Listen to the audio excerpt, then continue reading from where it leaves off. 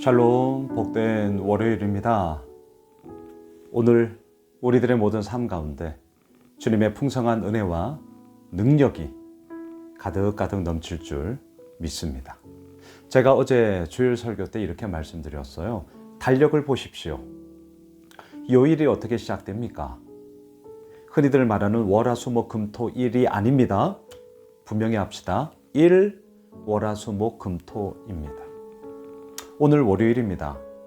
어제 주일, 일요일을 통해 한 주간의 시작이 출발되었습니다. 영적인 질서를 잡았습니다. 그리고 오늘 월요일부터 우리의 일상에서 이루어지는 육적인 질서를 어제 우리가 세웠던 영적 질서를 통해 잡아 나갈 것입니다. 그 하나님을 신뢰합니다. 그 하나님을 의지합니다. 바라기는 오늘 월요일 한 날 영적 질서를 세운 자의 그 힘과 능력과 소망의 이야기가 우리 가운데 풍성히 넘치길 주님의 이름으로 축복합니다.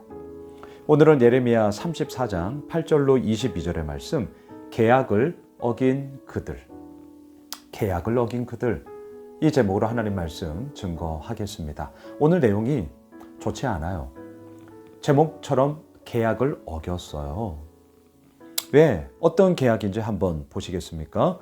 9절입니다. 그 계약은 사람마다 각기 히브리 남녀 노비를 놓아 자유롭게 하고 그의 동족 유다인을 종으로 삼지 못하게 한 것이다. 이 계약을 세웠어요. 다시는 우리의 동족 유대인들을 노예로 삼지 말자. 그리고 그들을 통하여서 우리의 이익을 착취하거나 노동력을 억울하게 그렇게 착취하는 일 없도록 하자. 그들은 우리의 동족이다. 그런데 10절을 보세요. 이 계약에 가담한 고관들과 모든 백성이 각기 노비를 자유롭게 하고 다시는 종을 삼지 말라 함을 듣고 순복하여 놓았더니, 여기까지는 좋아요. 근데 끝까지 보셔야죠. 11절 후에, 계약한 후에, 제가 왕왕 이런 표현 쓰죠. 승리한 후에, 구원을 받은 후에, 평안함을 얻은 후에, 예배를 드린 후에, 자, 그 이후에 비하인드 스토리가 어떻게 이루어집니까? 그들의 뜻이 변하여 자유를 주었던 노비를 끌어다가 복종시켜 다시 노비로 삼았더라. 계약을 왜 어겼습니까? 그들의 뜻이 변하여. 그들의 뜻이 변하였기 때문입니다. 이러면 안 됩니다. 변하여. 이 말을 더욱더 정확하게 말씀드리면 변화가 아니라 변질되어버린 것이죠. 변질되었어요. 그래서 그 하나님의 뜻이 사라져버렸습니다. 유다인 동족을 노비로 삼지 말라 하였건만, 여러분 어떨까요? 어제 제가 애굽왕 바로 모세와 아론이 요청했습니다. 광야 3일길을 지나서 그곳에서 하나님께 예배 드리도록 해주십시오. 부탁드립니다. 그런데 애굽의 노동력의 상당 부분은 이미 이스라엘 백성들, 이스라엘 노예들이 감당하고 있었습니다. 그들을 예배 드리도록 내버려 둔다면 그 노동력을 대체할 노동력이 없어요. 애굽은 실질적으로 거의 올수도 된다 하더라도 과언이 아닙니다. 그러니 애굽왕 바로의 입장에서는 그 부탁, 그 요청을 받아들일 수가 없죠. 애굽왕의 입장에서는요. 자, 오늘 본문도 마찬가지예요. 그들의 뜻이 변하여. 왜 변했겠습니까? 왜요? 실질적으로 노예가 하던 일, 그들의 노동력을 통해서 많은 이익을 볼 수 있었을 터인데 당장에 그 노비들을 자유인으로 풀어주니 이제 그 빈자리가 뻥뻥뻥 나게 생긴 거죠. 되게 현실적인 이야기예요. 되게 실질적인 이야기예요. 그들의 빈자리가 당장에 빵꾸가 나기 시작하는 겁니다. 대체할 인력이 없는 거예요. 그럼 누가 고생해요? 그 노예를 부리던 주인들이 고생하는 거죠. 자, 내가 고생하게 되었어요. 내가 힘들게 되었어요. 그래서 사람들의 마음은 변하는 겁니다. 그래서 변하는 거예요. 처음에 다 좋죠. 처음에는 누구나 신나게 하죠. 처음에는 누구나 덩실덩실 희망을 가지고 소망을 노래하면서 희망찬 얘기를 하죠. 그런데 아시죠? 그 길을 가다 보면 비바람이 붑니다. 태풍이 휘몰아쳐요. 전혀 예측할 수 없었던 일들이 막 몰아치기 시작한단 말입니다. 그럴 때에 어떠한 일이 벌어집니까? 그들의 뜻이 변하여. 여러분, 남의 얘기가 아니라 우리 얘기죠. 그래서 이들은 어떻게 합니까? 노비로 풀어주어 자유민으로 놔두었던 그들을 다시금 노비로 삼았다라는 것입니다. 오늘 말씀의 제목, 계약을 어긴 그들. 왜 계약을 어겼느냐? 힘들어서요. 왜 계약을 어겼느냐? 본인들이 손해가 일어났기 때문이에요. 자, 오늘 말씀을 여기서 끝내버리면 계약을 어긴 그들을 마치 그럴 수 있는 것 아니야? 라는 뉘앙스로 끝나면 안 됩니다. 중요한 게 뭐예요? 계약이에요.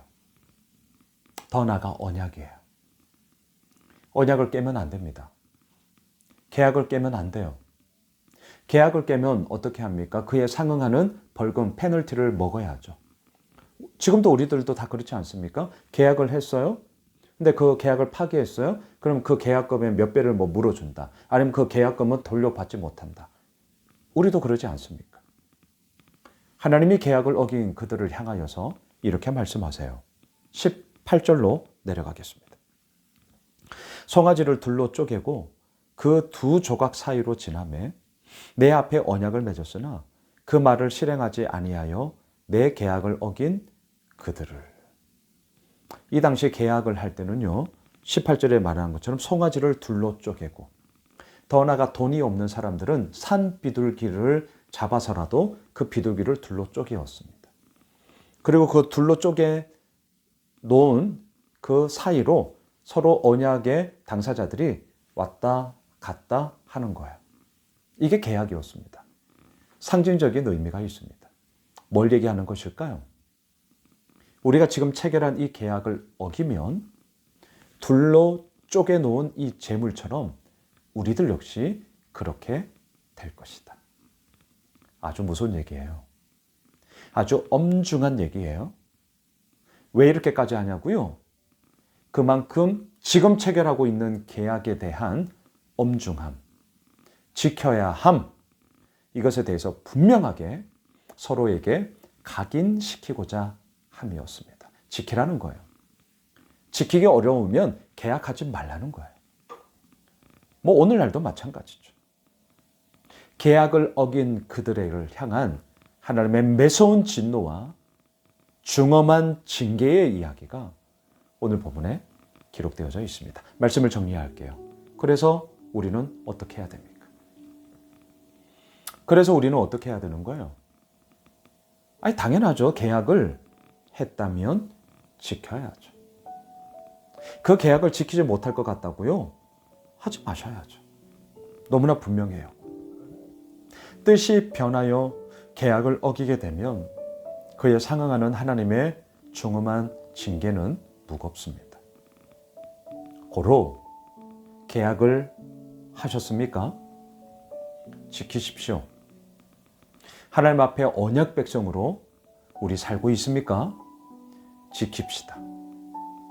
사명은 무거운 거예요.